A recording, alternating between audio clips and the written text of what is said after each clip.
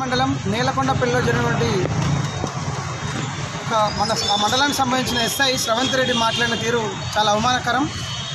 అక్కడ వినాయక చవితి నిమజ్జనంలో పాల్గొన్న ఎస్ఐ బందోబస్తుకు వచ్చి అక్కడ ఉన్నటువంటి దళిత నాయకులపైన తనకి ఇష్టానుసారంగా తన బాధ్యత మర్చిపోయి, నేను ఒక సబ్ ఇన్స్పెక్టర్ ఆఫ్ పోలీస్ అనే బాధ్యత మర్చిపోయి తన నోటికి వచ్చినట్లు కులం పేరుతో దూషించిన శ్రవంత్ రెడ్డిపై వెంటనే చర్యలు తీసుకోవాలని ఈరోజు జగద్గిరిగుట్టలో దళిత సంఘాల ఆధ్వర్యంలో ఒక కార్యక్రమం నిర్వహించడం జరిగింది. శ్రవంత్ రెడ్డిపై వెంటనే SC ST atrocity case book చేసి తనని విధుల నుంచి తొలగించాలని మేము డిమాండ్ చేస్తున్నాం. దీనిపైన డీజీపీ స్పందించాలి, హోంమంత్రి స్పందించాలి.